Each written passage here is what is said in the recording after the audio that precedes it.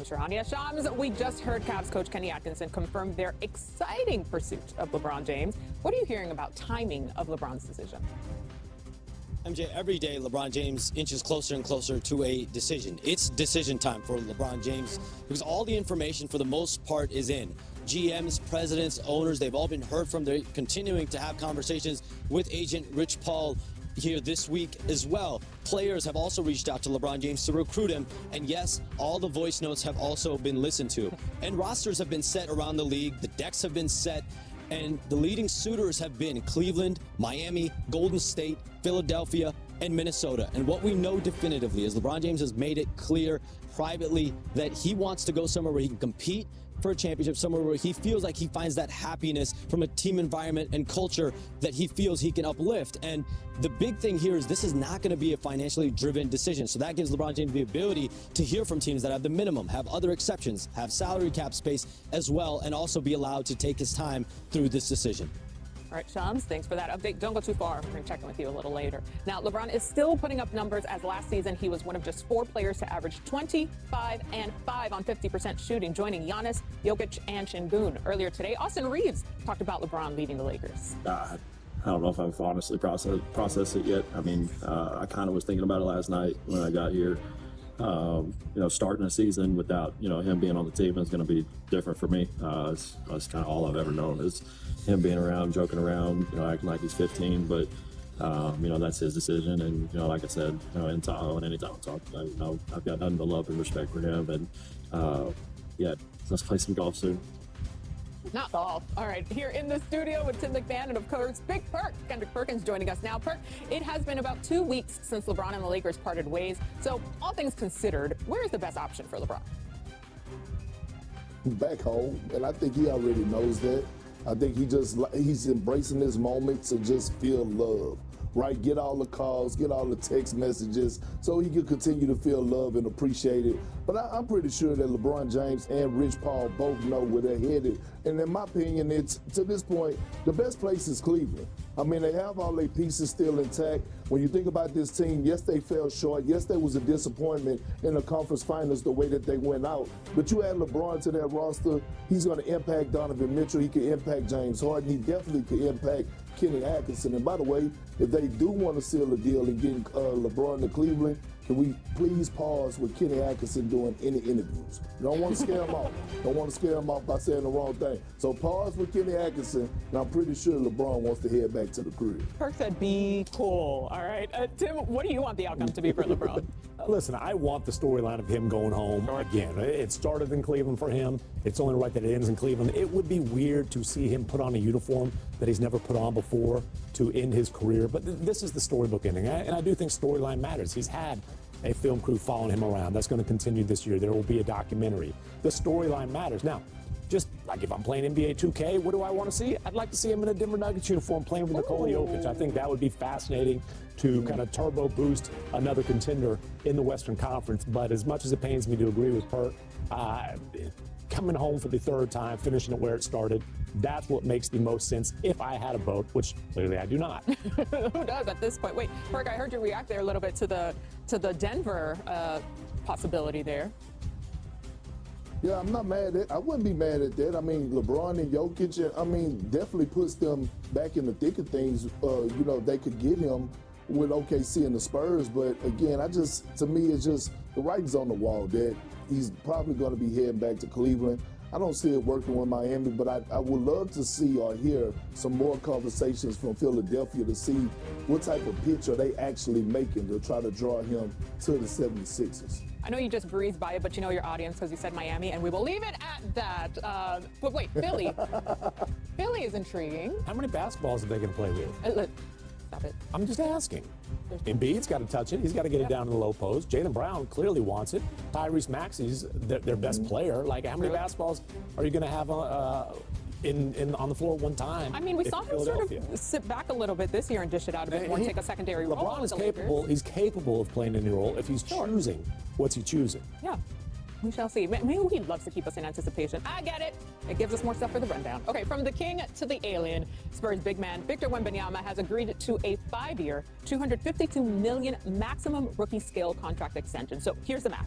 Wemby decided on the 25% maximum instead of the 30% supermax escalators to $303 million. After he and the Spurs, of course, went through multiple frameworks. The deal could potentially save the Spurs roughly $50 million over the next 5 years. So NBA PA Executive Director David Kelly spoke on the NBA salary cap in relation to Wemby's deal, saying, "We think the players should make decisions for themselves and we should not be pocket watching. The system should not require a player to carry all of that burden. We should not put a player in the position to carry the burden of keeping a team together." So Wemby's new contract has the NBA buzzing, of course, and it could have huge ramifications around the league. Big perk. Do you love or hate Wemby giving the Spurs a hometown discount, if you will? Well, Tim, MJ, the word of the day is J-O-B, job. Because although basketball is entertainment to us and we love to watch it, it is a job to the rest of the players. And in no other workspace are people asked to take a pay cut. Like Stephen A. signed his contract here at ESPN. They didn't go in and say, hey, you want to leave some room for Kendrick Perkins to make some money? Adam Schefter just signed his contract. I bet you they didn't bring up my name and say, hey, you want to leave a little wiggle room for Big Perk? We got to make sure. No, that's not how it works. And I have never gave advice to young players or players to say, hey, leave a dime on the table. No, absolutely. You need to max out, and especially a guy like Wemby, a guy that is selling jersey, a guy that is putting butts in seats, a guy that has brought San Antonio back to being relevant again. And so when you think about what he is doing and has done already for this franchise, I think it is a bad decision. I think because when you look forward, now all of a sudden you're setting an example in that locker room. And, you know, Tim, you may be able to harp on this a little bit more, but when Dylan Harper, Stephon Castle decide to come up, when it's time for them to come up for their contract, you know, are you saying you want them to take a pay cut as well? Perk, I was just hanging out in your green room and I was going through the couch cushions. I've damn near found my whole salary in there, so I don't know what you're talking about. Listen, you clearly don't like it, but the word of the day, the word of the career for Wemby is W-I-N, win. And he's putting his money where his mouth is. I don't blame the Players Association for saying this is a bad spot for players to be in. I think the solution is Supermax should not count towards the salary cap, the aprons, and luxury tax. You can max them out, and then the Supermax, they're paid, but it doesn't count towards all that nerdy crap. Okay, but it does. That's the system they're under. And Victor Wembanyama just saw Jalen Brunson. Similar situation, is different circumstances, but just saw Jalen Brunson take less than he could have gotten on his contract and celebrate a championship on Wemby's home court in San Antonio. And this goes back, I mean, way before the second apron era. Tim Duncan did a similar type of thing throughout his career. Dirk Nowitzki in Dallas. This isn't like it's setting a new precedent. Now, it does set an interesting precedent in that Spurs locker room, but this doesn't mean Stephon Castle has to agree to a similar deal. It doesn't mean Dylan Harper in a couple of years has to agree to a similar deal. It does provide some flexibility to make sure they can maintain a championship caliber supporting cast in San Antonio. And again, Wemby wants to be the best of all time. He wants to fulfill his immense potential. You got to have multiple championships to do that. And so he's doing his part on the floor and, you know, on the payroll to position the Spurs to do that. I'm inclined with Perk's mind frame because one of my many daily affirmations is today's price is not yesterday's price. All right, we have a lot more to come here. The rookies have been putting on a show in Vegas. League standout. That's starting with Caleb Wilson, who finished with 35 points on Friday, which is the second most in a Las Vegas Summer League debut all time. Tim, what impressed you most about Wilson's dominant performance? I mean, not considered a great shooter coming out of college, and the guy was a knockdown three-point shooter. Said that's what he's been working on mostly since that thumb injury is healed, and you saw the work pay off. No, by the way, pretty good athlete. That didn't surprise anybody, though. Now, he ended up losing to Cam Boozer's Grizzlies squad. He finished with 33 points and has averaged just over 18 in his 3 Summer League games in Vegas and Utah. So, Perk, have you liked what you've seen from Boozer? I have, on both ends of the floor. He's a man that's on a mission, And when you see guys like this playing this hard in summer league, he feels some type of way because in his mind, he should have been the #1 pick. But the thing that I'm most impressed about his game is the way that he's able to put the ball on the floor from the outside in the perimeter. I saw him run the screen and roll action. I was impressed by that. Yeah, he's crushing. All right, so the #1 overall pick, Adebayo, is averaging 25 points in his 2 games in Vegas. He became the first #1 pick to score 20 or more points in each of his first 2 games. Tim, has AJ proven to be worthy of that top pick? I mean, it takes a lot more than a couple of summer league performances to prove that, but he damn sure looks the part. 6'9", looks like he's gotten stronger since his time at BYU. Probably the best athlete in the draft, and I mean, he is aggressive. This guy is going to live at the free throw line and play a lot above the rim. Love that. And then to Utah, where Darren Peterson has scored over 20 in all 4 of his summer league games. All right, Perk, what have you seen from the #2 overall pick? That he's one of the most offensively gifted young men that I've ever seen at this age. And he's going to continue to grow. When you talk about a walking bucket, that is him, 3-level scorer. Before the draft, I said that his floor was Bradley Beal and his ceiling was Kobe Bryant. His floor is more like Devin Booker and his ceiling is Kobe Bryant when it comes to putting the ball in the bucket. Ooh, let's go. Okay, we now welcome in college basketball analyst King McClure, who covered all of these guys last year. King, great to see you. Which rookie has been the most impressive player of the summer league so far? We got to take it to D.C. We got to talk about my man AJ Adebayo because what impressed me the most is when you look at the summer league, a lot of the guys who were in the top 10, they had the opportunity to be able to play and get a few games under their belt, whether that be in California or whether that be in Utah. But AJ did not have that opportunity. AJ had to come out day one, biggest stage, him versus Darren Peterson, and go prove that he was worthy of the #1 pick. And he has shown that. I mean, his ability to be able to get to the rim, draw fouls. He hasn't shot the 3 well, only 1 for 11 in the first 2 games. But his poise off the pick and roll with his size that Tim mentioned, I mean, AJ is looking like he is well deserving of that #1 pick. Perk, you like what you've seen from AJ?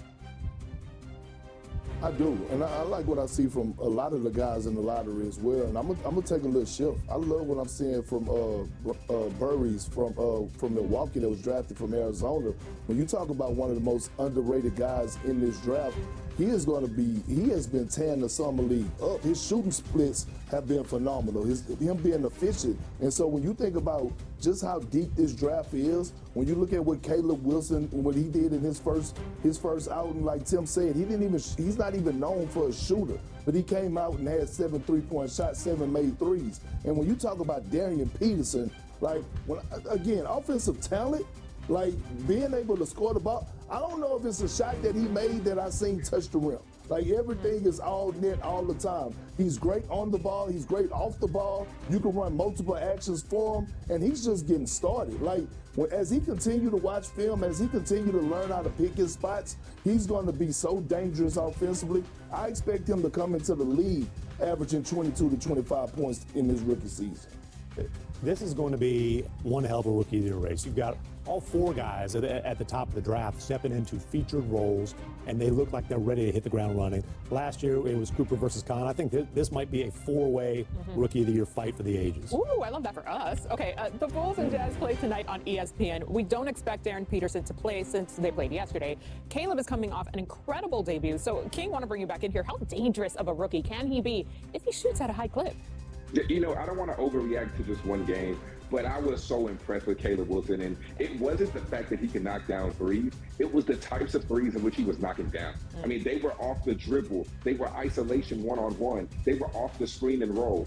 I mean, when you look at what he was able to do, right? When I talked earlier on this show about a month and a half ago before the draft, I said the one area he had to work on, he had to continue to improve, was his three-point shot. And he did that. You can tell. He was in the gym with Chris Brickley. He was in the gym with his trainers. You can tell that my man specifically said, I need to improve this. I will improve this. And I'm going to go out here and show the world. Right? That confidence is not something that just happens overnight. That confidence is built within repetition. And you can tell that he got a lot of repetitions up in the past month and a half because that boy looks good. And if he can continue this, if he can continue to shoot the basketball the way that he's shooting it, watch out. That would be my pick for Rookie of the Year. King, before we let you go, what's been the biggest surprise of Summer League 2? I just think how ready a lot of these guys are. And I don't even know if that really comes as a surprise because we know how good they were. But the performances that we're seeing from LeBaron Filemon, from Mabuka Okoye, from, like Perk said, Braden Burries. I mean, there are so many guys in this draft class that look like they are physically and mentally ready to compete at this level, and they're dominating like we expected them to. So truthfully, I don't know if that's a surprise, MJ. I think it's more of an expectation. But when have we seen this amount of rookies be able to come out from day one in the summer league and dominate the way that they're doing? When you're able to meet the expectation, that says a lot of what's to come. All right, King, Miami Heat big man Bam Adebayo and former Heat guard Tyler Hero got into a physical altercation in Las Vegas on Friday, in which Adebayo struck Hero at a practice court in a Las Vegas hotel. Hero was involved in the trade that sent Giannis to Miami. We now welcome in senior NBA insider Shams Charania. Shams, what happened in Vegas? Because I didn't stay there. So what more can you tell us about this incident and what we should be expecting moving forward? MJ, this all stemmed from Tyler Hero's comments that leaked on social media critiquing Bam Adebayo. And Bam Adebayo on Friday morning at Resorts World Hotel at a practice court approached Tyler Hero about that. And they had a back and forth, and that culminated in Tyler Hero being struck in the face area. Both teams, the Heat and the Bucks, are aware of the situation. There is believed to be surveillance footage available to be reviewed as well. But at this point, no word on any investigation from the NBA. This is believed to be an off-court situation. Tyler Hero not pursuing any legal action as of right now, of course. And Tyler Hero and Bam Adebayo clearly have had some sort of falling out. Potentially began last season as teammates together. It was their 7th year together as teammates in Miami, but now Tyler Hero has moved on in a trade for Giannis Antetokounmpo. He's now in Milwaukee, and my understanding is both Tyler Hero and Bam Adebayo here today on Monday want to move on from the situation, but obviously there was lingering effects from this throughout on Friday. All right, a lot to unpack there, Shams. You answered all the questions I had, so we appreciate you as always. Okay, so Tim, what do you make of this entire altercation that happened between these guys? I hope that surveillance video will be seen. Maybe it can be part of the tribute video when Tyler Hero returns to Milwaukee. And look,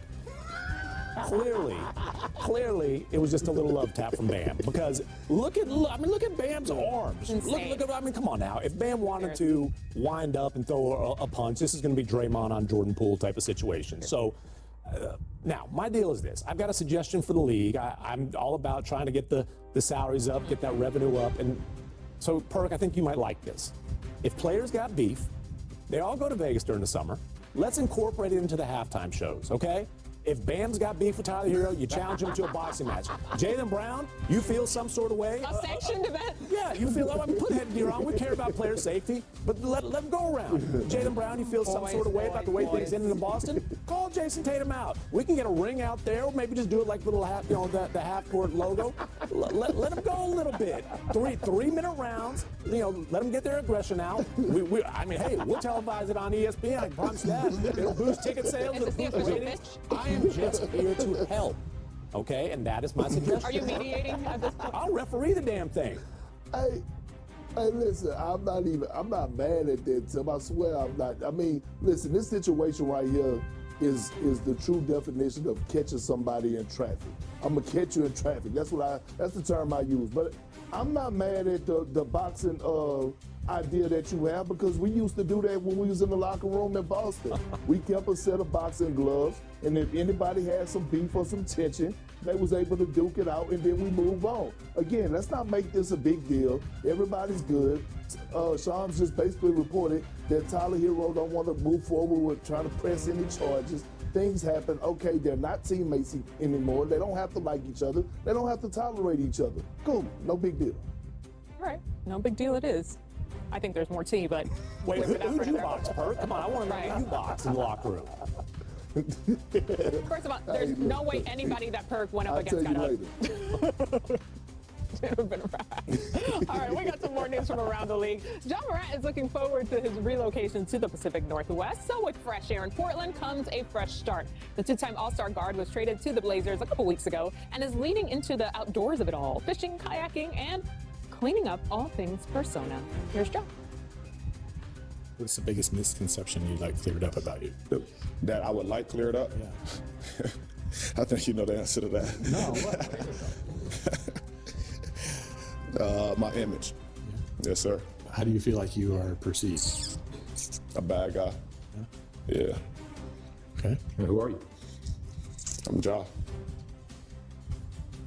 Do you think any of that? Do you think any of the perception of you that's out there? Do you think any of that is self-created, or any of that is just kind of? I mean, obviously, I've done, what I've done in the past, but it's been addressed and handled already. So I don't see why, years later, that's still the topic when nothing happened since, And I feel like if I was that guy, y'all wouldn't be talking to me now. I wouldn't be here. Yeah, he's getting grounded, quite literally touching grass. I'm outsidey, but not outdoorsy, so that's great for him. Perk, how do you see this new start for Ja playing out? I hope well. I mean, to be honest with you, this is one of those situations where, his career is on the line, in my opinion. I mean, one foot in the grave, the other on the banana peel. And, I've been a huge Ja Morant fan since he's entered the league, even when he was in college. And you hate to see somebody have this type of drop-off on and off the floor. But now he's getting a second chance. And the way that it's looking, he's going to have to compete over there. He's going to have to compete for minutes. He's going to have to earn his way every single night. And I understand we can speculate with the shoe sales and all that, but they still have Drew Holiday over there. They still have Damian Lillard. They still have Scoot Henderson. Like, they have a lot of players in that backcourt, a lot of players that's going to require time.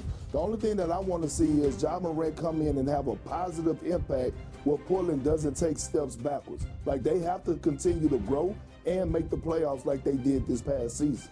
Tim, you've covered Ja closely in Memphis, so what will he bring to the Blazers? I'm curious to find out. Look, Ja addressed that there was some off-court baggage that is in the past. He has stayed out of trouble the last couple of years, but that affected his value. It's not the only reason, though, that he basically had no trade value. It was also about a lack of durability and diminished production. And so if Ja is going to be special, the thing that makes him special is the way he attacks the basket, the way he just creates havoc when he drives in the paint, whether it's finishing, whether it's spraying out from there.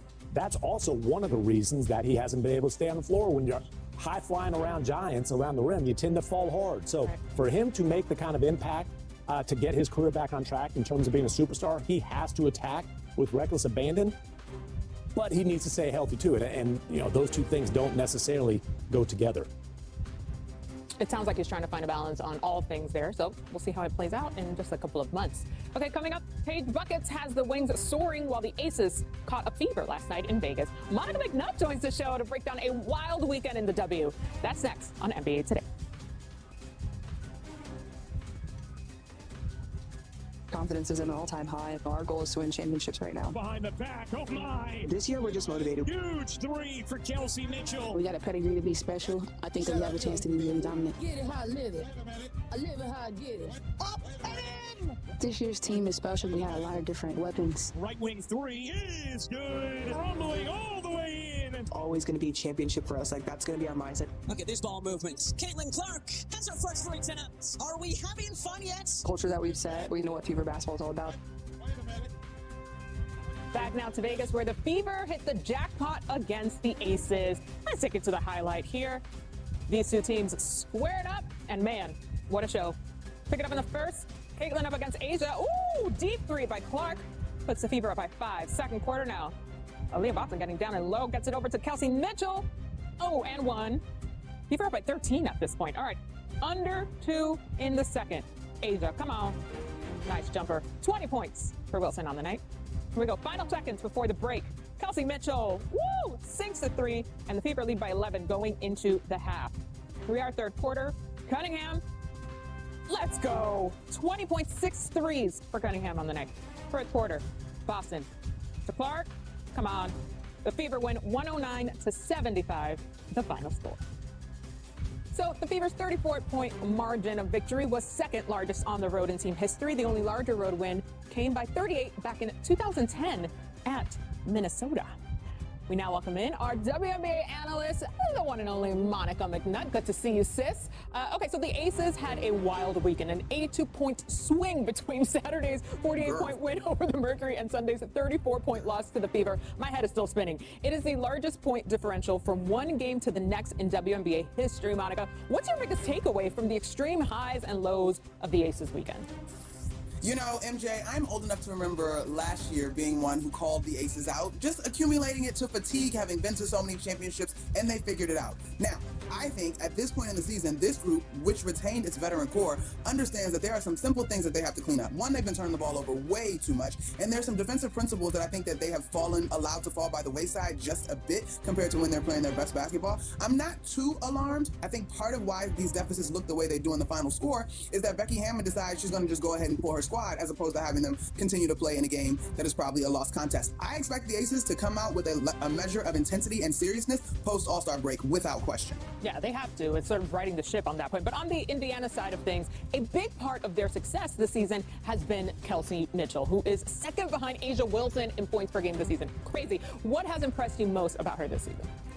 How steady she is. I think last year we talked about Kelsey Mitchell in the same way. And literally, when the Fever and Aces met in that 5-game series in the postseason, she left it all out there so much so that her body began cramping at the end of the season. This year, she has done the same. And I loved what our colleagues on the game the other night had to say in terms of her approach to the offseason. I think Holly Rowe was reporting her focus on football-like drills so that her footwork is top tier, so that she can maximize the speed that she plays with as one of the fastest players in the league. And so her ability to be consistent and to have such a great field goal percentage as someone who takes and makes threes, like, she just is absolutely problematic, very deserving of yet again another All-Star nod. Yeah, impressive all around. And shifting from the desert to the Lone Star today, because we saw Paige Beckers and the Wings increase their win streak to 5 games last night. What do you think has been the key factor for Dallas in keeping the streak going, truly? Listen, I have to give fans credit for the part that they played in voting Jess Shepard as a starter in the upcoming All-Star game in Chicago. Jess Shepard has been phenomenal. Now, you culminate that with Jose Fernandez's new system. Obviously, Paige Beckers takes another step in her career, and AZ Fudd, who's been phenomenal as a rookie as well. They are just stirring this Wings beverage just so, MJ. The versatility of Shepard, though, I believe, combined with the way that that Paige can play, getting down the downfield, in the paint and getting to the rim, the vision that she has, Shepard's willingness to dish to her teammates, also to rebound, but her versatility to me has been at the crux of why this Dallas Wings squad has been so good. But you also could easily shift that responsibility to Paige Beckers and her being able to step up big again this year and lead this team. Yeah, the formula is working seamlessly for them, for sure. Monica McNutt, as always, crushing it. Thank you so much, sis. We appreciate you. All right, so next Sunday on ABC. One piece at a time, this roster is being completed.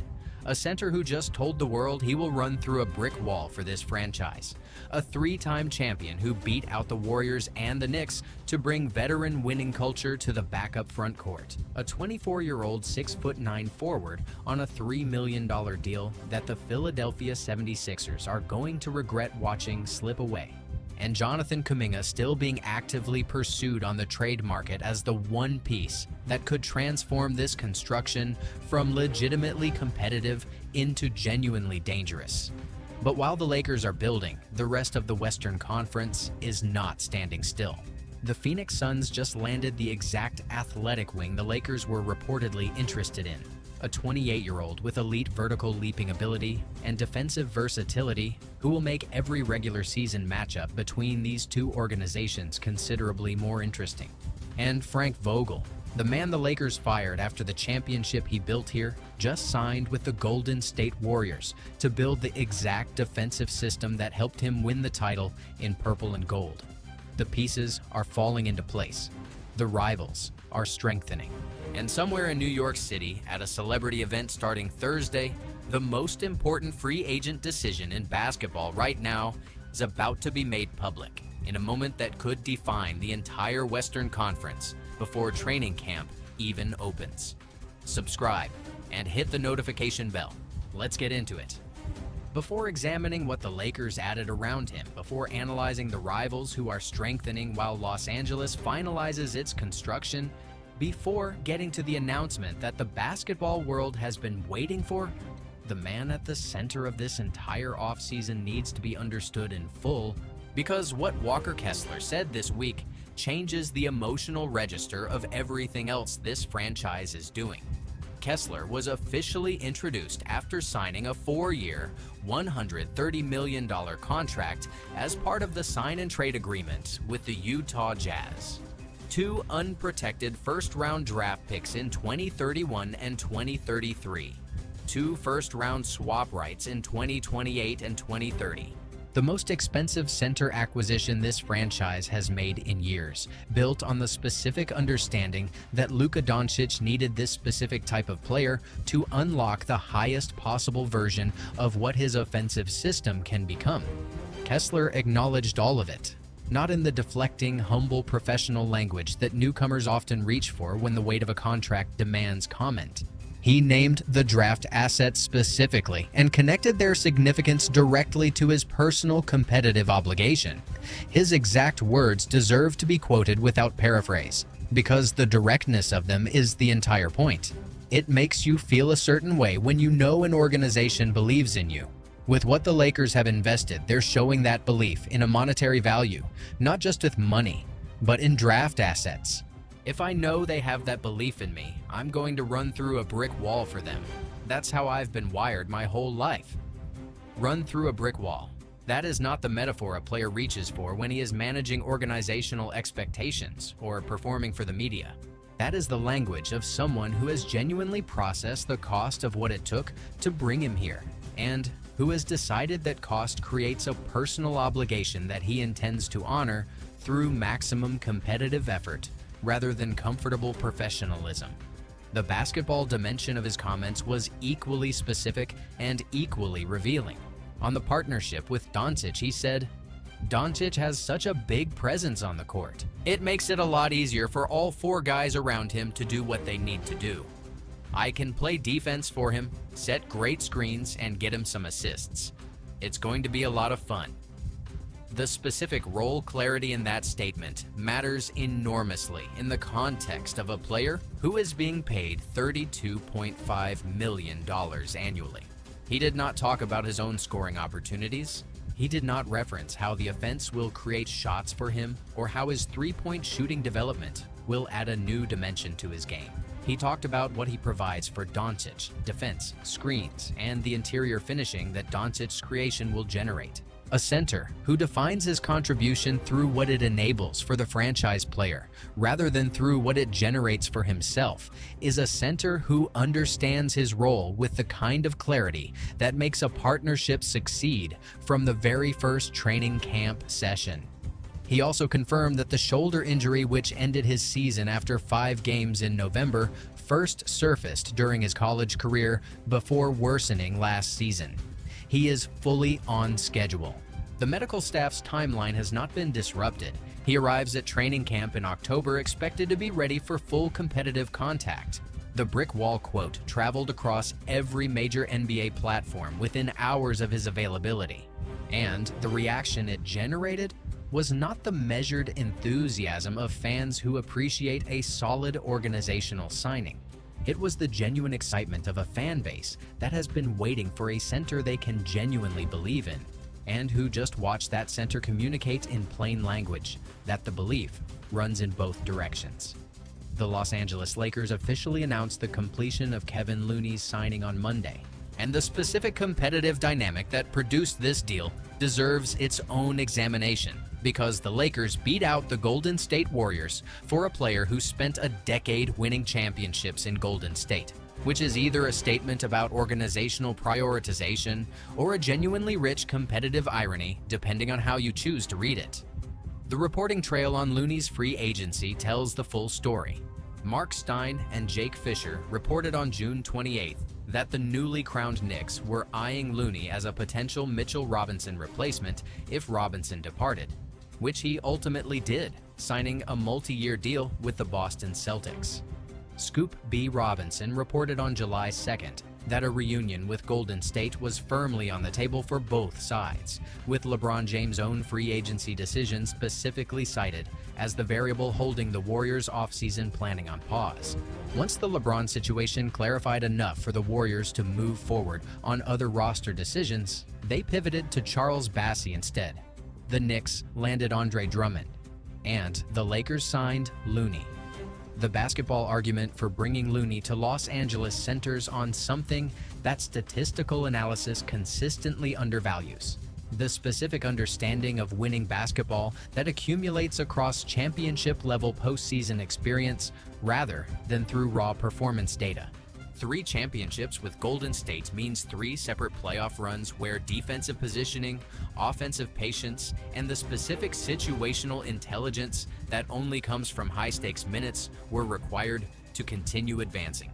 Looney was not a star in any of those championship runs. He was the player whose consistent, intelligent, unspectacular performance created the structural stability that allowed the stars around him to operate without constant concern about their backup front court decision-making. His statistical profile reflects exactly that archetype. He is a consistent 10-plus rebounds per 40 minutes contributor across multiple seasons and multiple roster configurations. He sets physical screens. He makes the correct pass out of the post when the defense collapses. He communicates defensive rotations to teammates who might not see the same picture he sees. And he does none of this in a way that generates highlight reels or statistical markers that translate into all-star consideration. He does it in a way that makes the players around him better in the specific moments when stability matters most. The fit alongside Kessler deserves specific attention because the 2 players complement each other in ways that extend beyond the obvious starter-backup dynamic. Kessler is the athletic rim runner, the player whose vertical explosiveness, shot-blocking ability, and offensive rebounding dominance make him the front-court centerpiece of everything the Lakers are trying to build offensively. Looney is the veteran stabilizer, the player who keeps the defensive organization intact when Kessler is on the bench, who makes the correct read in the 4th quarter of a close game without being asked to do anything his physical profile cannot support, and who brings the specific championship environment composure that a roster featuring multiple players in their first legitimate championship pursuit will draw from in pressure situations. The honest limitation that needs to be stated plainly is that Looney is 30 years old and is not the athletic presence he was during Golden State's most dominant championship seasons. Asking him to be a lob threat, a pick-and-roll finisher in the traditional sense, or a high-volume interior scorer would be asking him to be a different player than the one who has been effective at the championship level. Within his actual role, backup center, defensive anchor, screen setter, veteran intelligence on a minimum contract, he is one of the best available fits for exactly what this roster needs from that position. The signing that received the least attention of the day carries the most interesting implications once you trace it through the full context of where the Lakers roster construction currently stands. Shams Charania confirmed on Monday afternoon that the Lakers have signed Zaire Williams to a 1-year, $3 million contract. Williams is 24 years old, 6 feet and 9 inches tall, and arrives carrying the specific professional identity of a player who was drafted 10th overall in the 2021 draft and has not yet delivered the performance that a 10th overall selection implies, which is precisely why he is available on a minimum contract rather than on the 2nd or 3rd contract that his original draft position projected. The portrait of what Williams provides is specific and worth tracing through the numbers. With the Brooklyn Nets last season, he averaged 10.2 points per game in fewer than 23 minutes per night, a career high in scoring that reflects genuine improvement rather than a statistical artifact. His 1.4 steals per game led to a career high in that category. His three-point percentage of 34.3% was also a career best. And while 34% is below the threshold that elite spacing requires, the directional improvement across multiple seasons suggests a shooter whose mechanics are sound enough to continue refining rather than plateauing at an unworkable level. His physical profile is the dimension that the 76ers' apparent decision to pass on him will generate the most discussion about in retrospect. At 6'9", with the length and athleticism that made Memphis confident enough to use a top 10 pick on him originally, Williams brings the kind of physical versatility that a team trying to play faster and more athletically next season, which is exactly what Nick Nurse is building toward in Philadelphia, should have prioritized, alongside the larger acquisitions consuming the 76ers' off-season attention. The Kelly Oubre Jr. comparison that surfaces in the reporting is not suggesting Williams plays at Oubre's current level. It is identifying the positional and stylistic overlap, the length, the athleticism, The capacity to generate steals in passing lanes, the improving perimeter shot between a player who established himself in exactly this kind of physical profile and a player who is still establishing himself in the same framework. Fourth,